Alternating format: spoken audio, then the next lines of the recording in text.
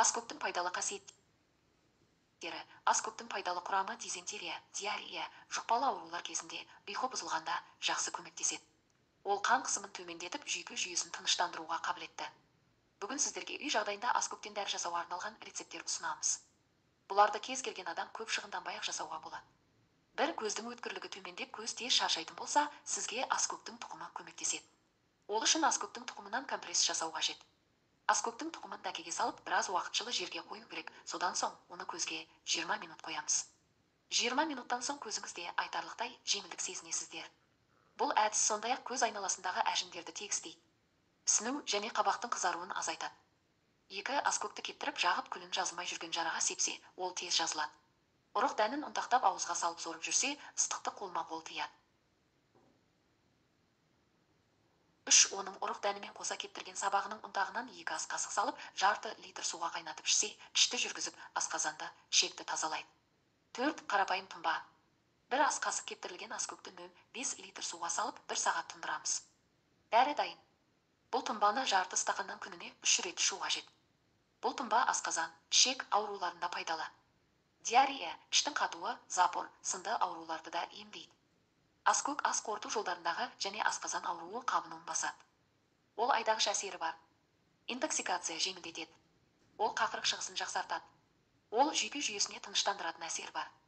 Ол гормондық деңгейдегі қалыпқа ықпал етеді. Сонымен қатар аскөк пайдасы мен зияны, бұл шөп тәбет жақсартуға көмектеседі. Аскөк үлкен санын қабылдау жеңілдетеді, тазарту бауыр, өт және селезенге. Аскөк үлкен диуретик, денеден улы заттарды жоюға көмектеседі және ісінуді азайтады. Аскөк укроп, дәмдеуші шөптерді ағзаның санитары десек те болады. Өйткені олардың құрамында ағзадағы тотығу процесін болдырмайтын зат тек антиоксидант мол. Біз кейде тамаққа, салатқа қосатын шөптерді кептіріп пайдаланғанды үнемді әрі тиімді көреміз. Бірақ олардың дәруменді қасиеті жасыл қалпында басымырақ болады.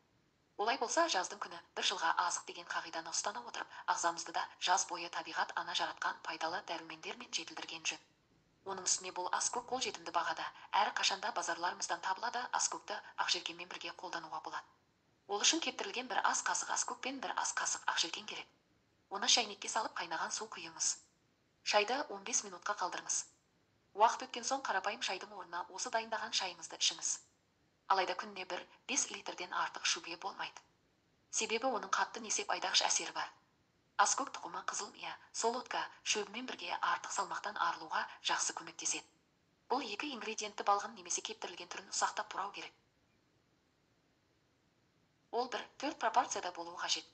Оны ыдысқа салып, үстіне 750 мл су құйыңыз. Сұйықты қайнаған соң, жай отта 20 минут ұстаңыз. Қайнатпаны сүзілген және жылы күйінде күніне 3-4 рет тамақтанудан соң жарты стақаннан ішу керек. Бұл сусын қарныңыз тоқ секілді сезім тудырады. Аскөкті сүзбемен бірге жеуге болады. Сүзбе адам ағзасына қажетті ақуыз көзі. Мұндай тағамды кешке таман жесеңіз, қарныңызды тоқ етіп ұстағандықтан ұйықтар алдында тамақ жегіңіз келмейді. Оны дайындау үшін таза аскөкті сақтап турап сүзбеге қосыңыз. Қосымша ретінде оған көк жуа мен ақжелкен де қосуға болады. Ұнаса лайк басып арнамызға тіркелуді ұмытпаңыздар.